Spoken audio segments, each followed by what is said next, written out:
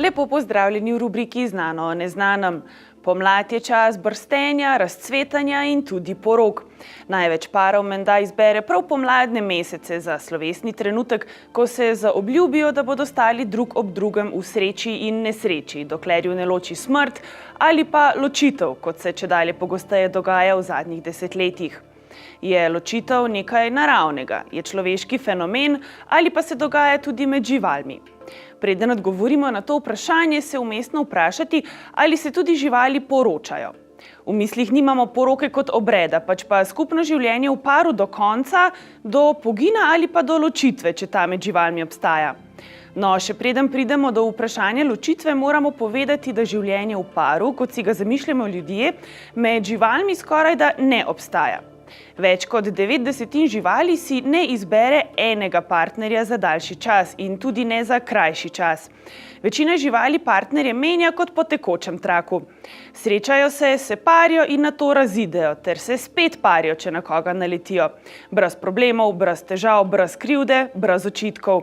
Je pa tudi nekaj posebnežev in posebnih vrst, recimo pri čebelah.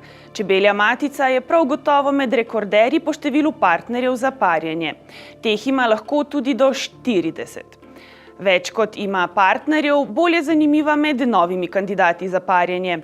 Za to promiskuiteto je utemeljen razlog. Z menjavanjem partnerjev matica povečuje genetsko pestrost svojih potomcev. To je tudi sicer eden od glavnih razlogov, zakaj je narava bolj naklonjena parjenju z več partnerji. Druga izrazito promiskuitetna žival je pritlikavi šimpanz, znan tudi pod oznako šimpanz bobono. Bolj kot po drugih lastnostih, ta šimpanz slovi po pestrosti položajev, v katerih se pari. Ta pestrost je prisotna tako pri samcih kot tudi pri samicah. Za oba pa je značilna tudi pogostost parjenja. Pravzaprav je videti, da se ti pritlikavi šimpanzi parijo s komerkoli v katerikoli situaciji.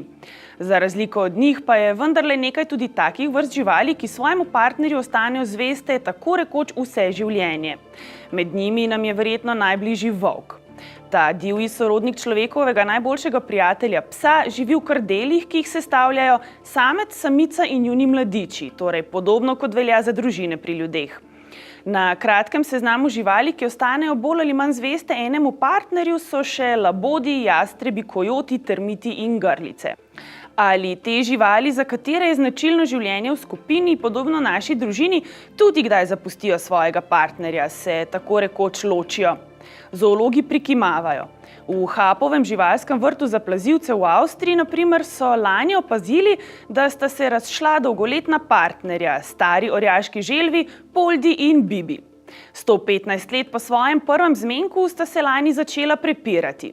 Gledano z človeškega vidika bi lahko rekli, da je bil že čas za kaj takega, toda zoologi pojasnjujejo, da se med živalmi, ki tako dolgo ostanejo v partnerstvu, le zelo redko zgodi, da svojo zvezo razdrejo.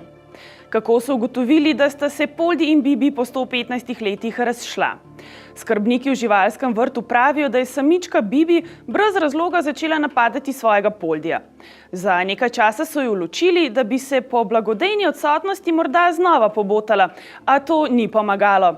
Toda v živalskem vrtu niso obupali. Poldi in Bibi imata pred seboj še dobrih 30 let življenja, saj povprečna življenjska doba teh želv znaša kar 150 let. In lepo bi bilo, če bi se znova pobotala.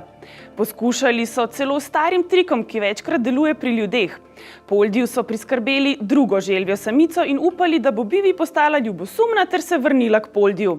Toda Bibi je bilo vseeno, za Poldija se ne zmeni več.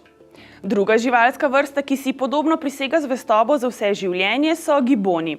Zanje so značilne trdne dolgotrajne zveze. Večino časa samec in samica preživita skupaj, drug drugemu obirata bolhe in se božata ali pa skupaj ždita na drevesnih vejah. Vendar pa je nedavna raziskava življenja gibonov pokazala, da njihovo življenje ni tako idilično, kot je videti. Giboni dokaj pogosto varajo drug drugega, a se očitno zato ne počutijo nič slabše.